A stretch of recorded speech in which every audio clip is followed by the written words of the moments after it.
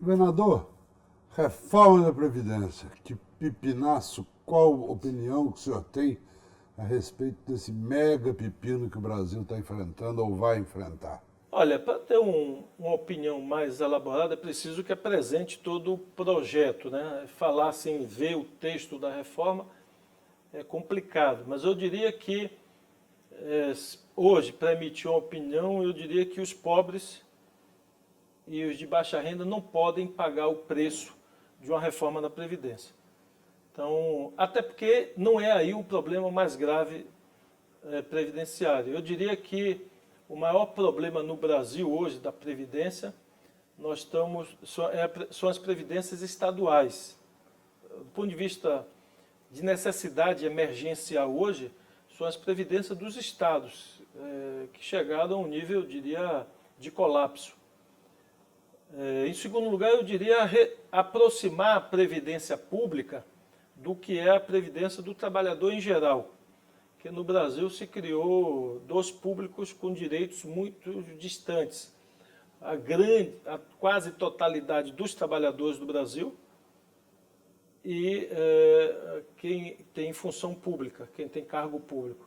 Então, esses têm condições de aposentadoria, condições salariais muito melhores e maiores do que 90% do povo. Então, é preciso aproximar esse modelo. Então, e, portanto, eu defendo que ajustes sejam feitos no sentido da aproximação desses dois modelos. E é preciso se discutir o que vai se fazer para a previdência dos estados. Por quê? Se você olha o crescimento do déficit previdenciário dos estados, a curva é exponencial. A curva, tanto faz se olhar para a Bahia, para Pernambuco, para o Piauí, para a Paraíba, é a mesma curva. É uma curva exponencial, só mudam os valores nominais. Então, quando eu entrei, por exemplo, em janeiro de 2015, o déficit anual da Previdência da Bahia estava em 2 bilhões. 2 bi anual, ou seja, o que é o déficit? Aquilo que eu vou no caixa pegar para cobrir a minha receita para pagar o salário dos aposentados. Então, em 2014, foram 2 bilhões de reais que teve que pegar do caixa para pagar. Em 2018, foi meu último ano de governo, nós tivemos que tirar 4 bilhões de reais Para a Folha. para a folha dos aposentados. Para a Folha dos aposentados. 4 bi, ou seja, 100% do que eu tive em 2014. E a previsão é que em 2018, daqui a 4 anos, no meu último ano de governo, o Estado tem que sacar 8 bilhões da folha do caixa para pagar aposentado. Se continuar correndo do jeito que está. Continuar do jeito que está, daqui a 4 anos serão 8 bilhões para sacar do caixa. Então, não há recurso para isso. Então, nem na Bahia, nem em nenhum estado brasileiro. Então, é por isso que muitos estados estão atrasando salários. Então, hoje me parece que nós temos... Estados ricos, inclusive. Minas, Brasília, que já atrasou, Santa Catarina, Paraná, Rio Grande do Sul, então Rio de Janeiro. Então, nós temos um colapso desse modelo e que é preciso encontrar uma solução. A reforma, eu já fiz aqui desde que eu entrei, a reforma do Estado, que foi transformar para os novos, garantir a remuneração integral só até o teto previdenciário. A partir daí, uma espécie de poupança, onde o servidor deposita, o Estado deposita, e ele vai sacar quando se aposentar esse valor depositado. É o mesmo tipo de aposentadoria dos trabalhadores do Banco do Brasil, da Caixa Econômica, da Petrobras. Sim. Então, este modelo nós já aprovamos em 2015, que é o mais sustentável, ou seja, você garante uma remuneração fixa e mínima para a pessoa, no caso, o teto previdenciário, que hoje está em quase 6 mil reais, e acima disso é o que ele contribuir, e o Estado contribui. Então, ele pode mensalmente contribuir com 8%, e o Estado bota 8% disso. Isso é depositado ao longo de anos. Ao ele se aposentar, ele diz como quer receber esse dinheiro lá, que foi corrigido, aplicado, etc. Então, isso já está valendo na Bahia desde 2015. Então, todos os servidores novos que entraram, já entraram nesse modelo. Só que nós temos um passivo enorme. Claro. Hoje a É uma relação, herança de... a grosso modo, é 1 para 1. Nós temos um aposentado para um ativo. Temos algo em torno de 220 mil aposentados, ou 220 mil servidores, 110 mil ativos, 110 mil aposentados.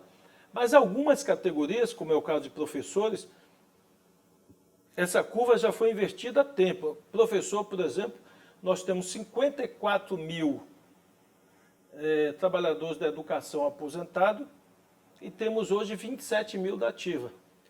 Já conseguiu... Então, ou seja, temos o dobro de aposentado em relação à ativa. Então, isso não é sustentável no longo prazo e precisa ser resolvido. Então, é uma das demandas dos estados é encontrar uma solução de financiamento disso por X anos, quando a curva voltar a ser descendente. Vários estados já fizeram a sua reforma, exemplo da Bahia, mas nós precisamos encontrar uma solução. Então, eu sou a favor de uma reforma que aproxime a previdência de servidor do que é a previdência do trabalhador normal. E alguns países do mundo, países ricos inclusive, eu sempre sou a favor, viu, de, ao invés do Brasil ficar inventando a roda, eu sou a favor da gente olhar não as piores experiências, mas as experiências dos países mais ricos, que oferecem uma melhor qualidade de vida para seu povo. O que é que eles fizeram em várias áreas? Vamos olhar o que é que eles fizeram?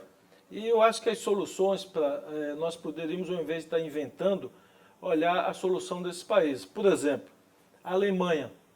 A Alemanha, se você se aposentou e você volta a ter uma atividade remunerada, o valor da sua remuneração de aposentadoria é reduzido. Então, se você é trabalhador, você se aposentou e arrumou outro emprego, então o seu valor você reduz para 60% do valor, enquanto você estiver trabalhando. Na hora que você deixar de trabalhar, você volta a receber 100%. Por quê? O conceito de previdência, ela é social. E ela tem que se complementar entre toda a população. Não é a previdência de uma pessoa isolada, mas é a previdência de todo mundo.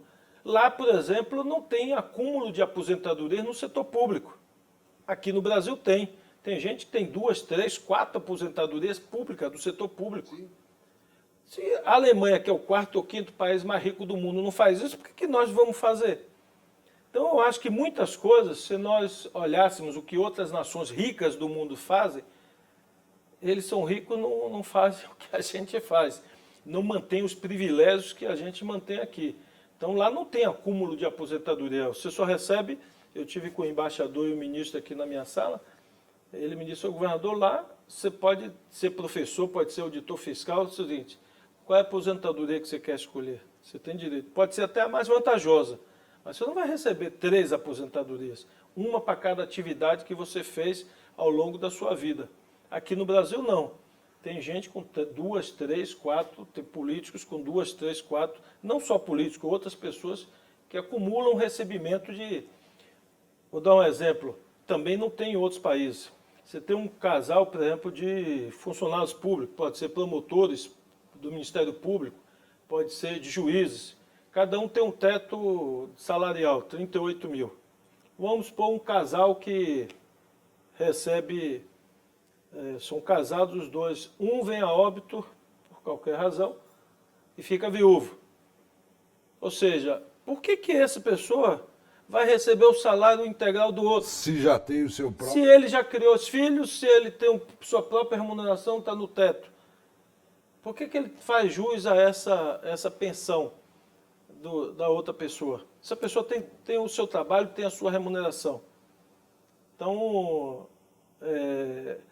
a Previdência devia ser algo que viabilizasse um sustento com dignidade para todas as pessoas. Mas alguém que já ganha o teto, sei lá, de 39 mil reais, já tem sua dignidade garantida. Por que ele tem que eventualmente herdar como pensão o salário do seu esposo ou da sua esposa que faleceu? E continuar mantendo a renda de 70 mil, de 60 mil, de 50 mil. Então, quem está pagando isso? A maioria do povo. Então, tem ações que precisam ser ajustadas. E eu acho que o melhor jeito de fazer isso é olhando o que as nações desenvolvidas fazem. Mas, em resumo, eu acho que a conta não pode recair sobre os mais pobres. Trabalhadores rurais, trabalhadores de periferias, subemprego de pessoas que batalham 10, 12, 15 horas por dia para levar o pão e o leite para casa. Então, essas é que não podem pagar o preço, enquanto alguns pretendam, eventualmente, manter seus privilégios. Eu acho que todo mundo tem que pagar uma parte dessa conta. Não pode alguns se colocarem na condição de dizer, olha, a reforma para os outros e não para mim. Então, principalmente aquelas pessoas em condição econômica, social melhores, todos têm que dar sua contribuição.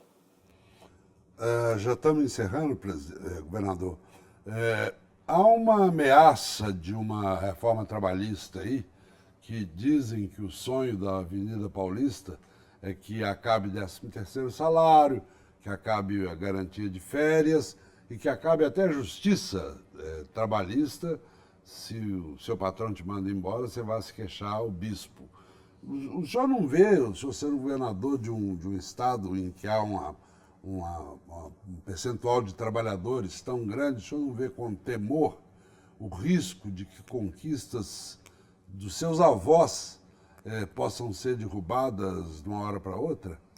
Olha, eu acho que, eu diria, a era do governo Lula, que não são os petistas que classificaram assim, mas se você olha o relatório do Banco Mundial, eu sempre gosto de citar que o Banco Mundial está acima de qualquer suspeita. Aliás, tem um perfil de compreensão da realidade até mais conservador do que a minha concepção de mundo. Mas o Banco Mundial classificou a era do governo Lula como a década de ouro da história brasileira. Foi quando houve uma maior ascensão e maior correções de distorções históricas do Brasil. E eu acho que ficou provado por essa década de ouro que o Banco Mundial classifica, de que a solução do Brasil não é retirar dinheiro da mão das pessoas. O Brasil conseguiu chegar a esse estágio melhorando a distribuição de renda.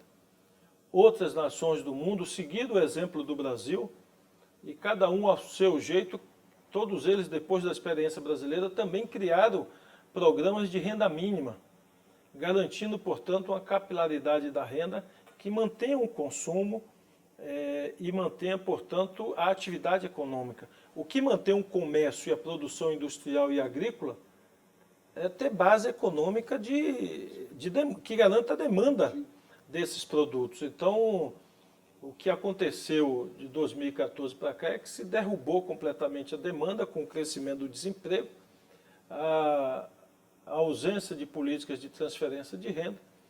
Se isso for aprofundado numa reforma, na minha opinião, nós podemos agravar o problema econômico do Brasil e não solucioná-lo.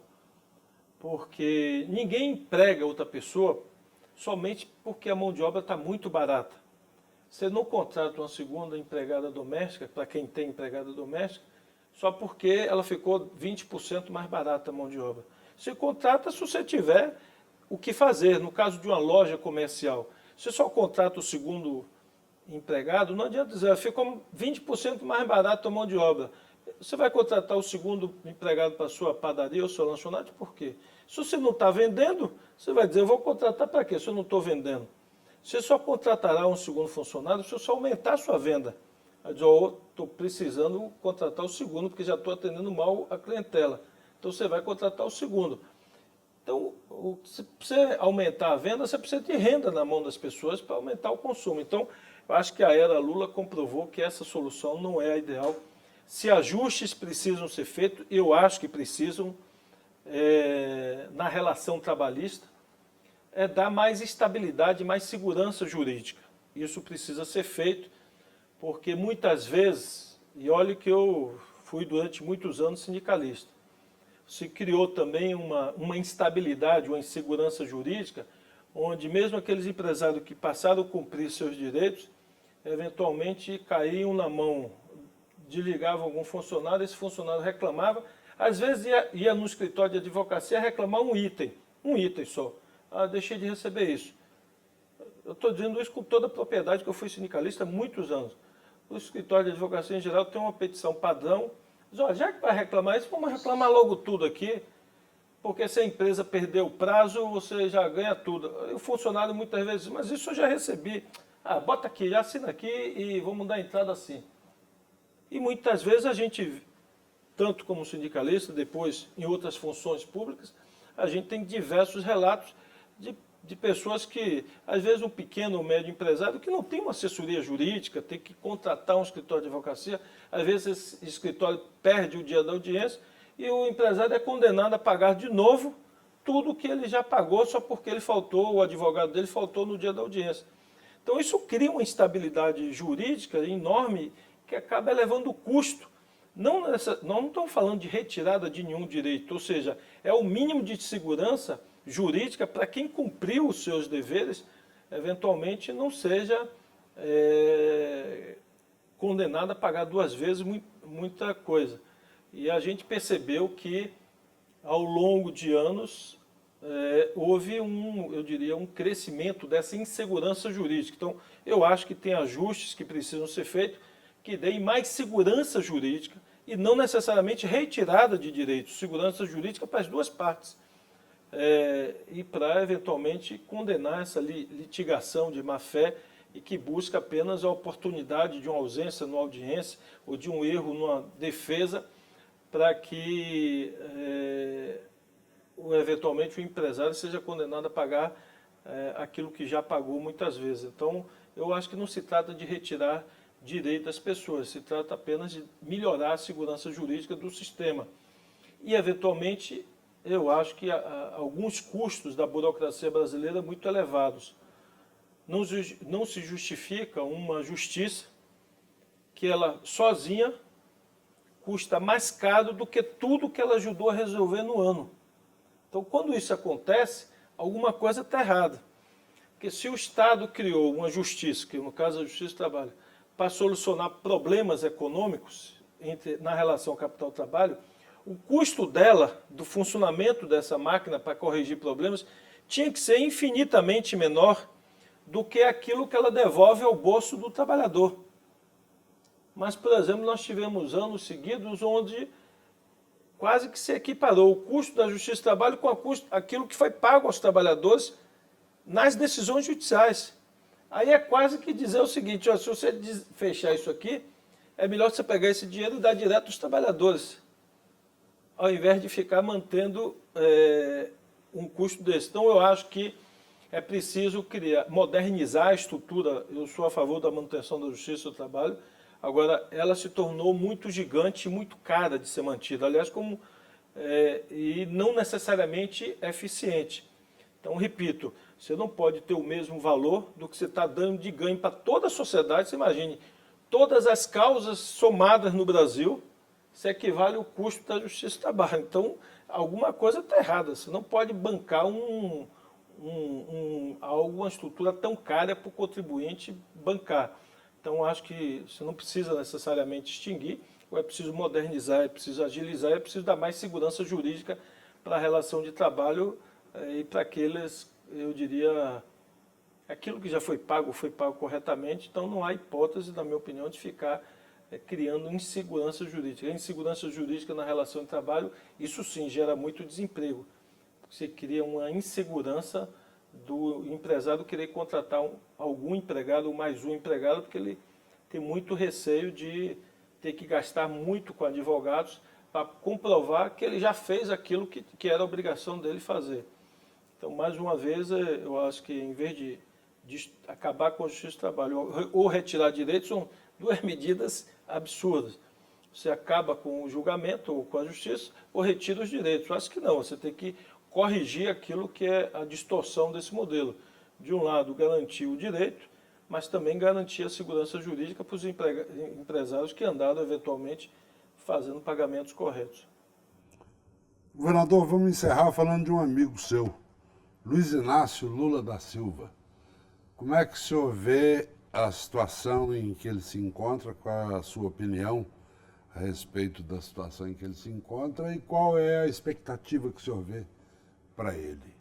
Olha, eu digo assim, o que me trouxe até aqui não foi militância política da juventude.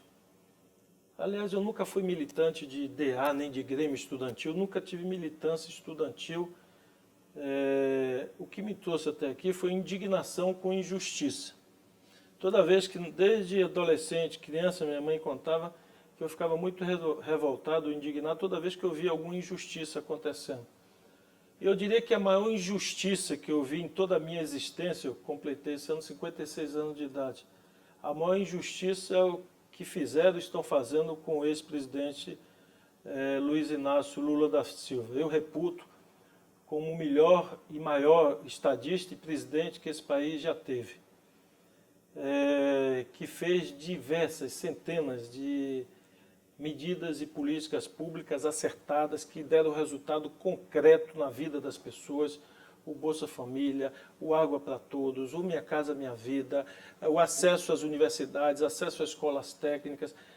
A Bahia tinha uma escola técnica, uma. Eu, na época que eu estudei nessa uma escola, em 1978 eu entrei nessa escola técnica. Só tinha uma num estado de uma dimensão como a Bahia, desse tamanho. Ficava no Barbalho, em Salvador. Hoje a Bahia tem 35 unidades do Instituto Federal de Educação Tecnológica, que hoje mudou o nome, não é mais escola técnica. Então, isso quem fez foi esse presidente. A Bahia tinha uma universidade durante 200 anos. Hoje a Bahia tem 6 universidades federais. Quem fez isso foi o ex-presidente Lula. Então, se comete uma absurda e grave, gigantesca injustiça política, jurídica, na minha opinião. E com esses novos escândalos que apareceram agora esse ano, que estão sendo abafados, deixam mais desnudado, deixam mais claro o casuísmo que foi seu julgamento e a sua condenação. Você imagine se o Lula tivesse um motorista, um assessor nomeado por ele, tivesse recebido 1 milhão e depositado na conta do seu filho, ou dele, pessoal, ou de sua esposa. Então, até hoje, eu disse durante toda a campanha minha aqui, cada cidade que eu ia, o dia que me apresentarem um pedaço de papel, um e-mail, uma mensagem de zap, uma mensagem de celular, dita por Lula, de pedido de, como é a moda chamar, vantagens indevidas, eu me calo. Mas enquanto tiver só na sentença o convencimento do juiz e não tiver lá nenhuma materialidade da sua responsabilidade, repito, um áudio, um vídeo, uma mensagem de zap, uma mensagem de celular, um e-mail, qualquer coisa que mostre a relação de Lula se beneficiando ou pedindo alguma vantagem, eu vou continuar dizendo que é a maior injustiça que esse país já cometeu. E hoje, o que o pretenso filme tentou dizer, que a justiça é para todos, vai se confirmando que a justiça é para todos os meus adversários políticos, e que a justiça é menos justiça quando se trata de meus aliados políticos. Isso é muito ruim para quem quer construir uma democracia sólida, com instituições judiciais e jurídicas sólidas, e a imagem da justiça é uma imagem muito forte, né? Aquela senhora de olhos vedados. Os olhos são vedados para que ela não conseguisse enxergar quem que ela está julgando, se é negro, se é branco, se é amarelo, se é pobre, se é rico, se é baixo, se é alto, se é gordo, se é magro, para que ela julgue independente de quem está na frente. E no caso de Lula não é isso que nós vimos, ao contrário. Todas as exceções e todas as excepcionalidades e a rapidez foi toda direcionada para aquele cidadão que estava sendo julgado. Então é inadmissível e a mim só resta a indignação e a manifestação para que essa injustiça seja corrigida o mais rápido possível e que ele tenha efetivamente um julgamento justo, isento e que possa estar em liberdade com sua família e seus netos e suas netas. Obrigado, governador. Obrigado pela oportunidade. Obrigado pela oportunidade do nocaute às suas ordens em São Paulo. Muito obrigado.